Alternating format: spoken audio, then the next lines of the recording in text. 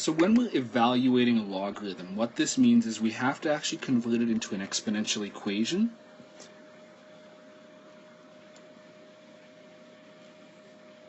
On the notes above this, we have the conversion for how to do that. So with a, we don't actually have an equal sign on this. So we need to actually convert this originally before we do the exponential conversion. We have to let this equal x.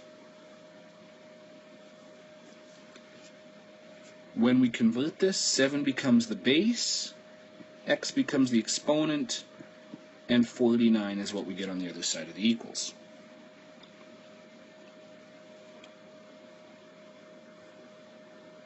Now to solve for x, we need to treat this like we did in 3.2 with exponential equations. We need to convert 49 and 7 into the same base. Now 49 becomes 7 squared. And once we drop the bases, we have immediately that x equals 2.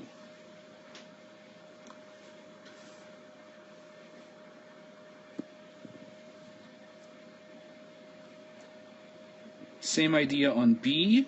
We need to make this equal x so that we can do the conversion. We'll get 6 to the power of x equals 1.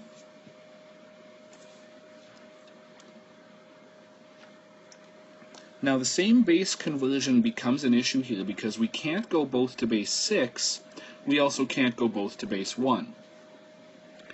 This is where one of those laws of exponents comes into play. We need to remember that anything with an exponent of 0 is 1. So that 1 in fact actually can be converted into an exponent of 6. It would be 6 to the 0.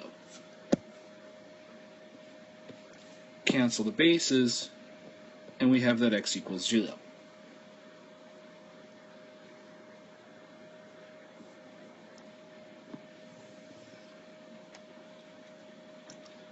Same process on C, except we don't have a base given to us.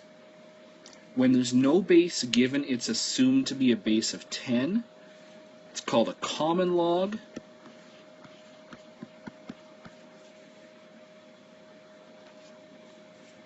Convert that into exponential form. 10 to the power of x equals 0.001.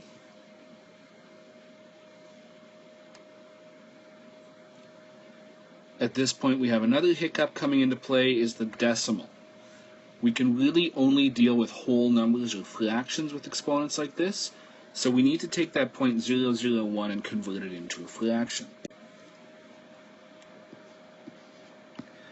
It would actually become 1 over 1,000.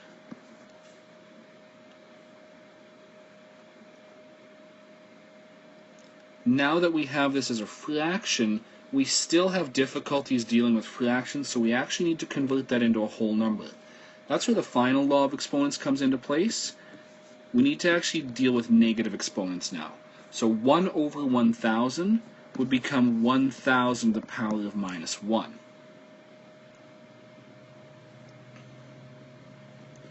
Now we're at a point where we can get to a common base. A base of 10 will work. So 10 to the x, 1,000 is 10 cubed, which has an exponent of minus 1.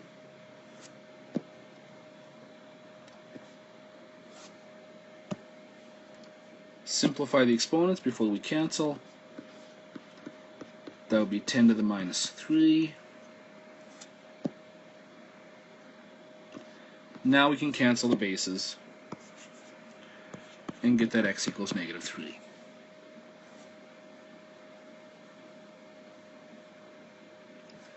Last one, D. We have log base 2 of the square root of 8. We need to make that equal x so that we can convert it into exponential form. 2 to the x. Try that again. 2 to the x equals square root 8.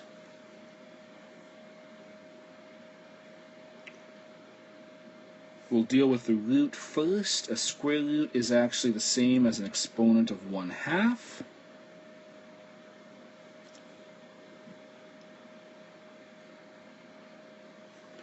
Going to a common base, we can go to a base of 2. 8 would become 2 cubed.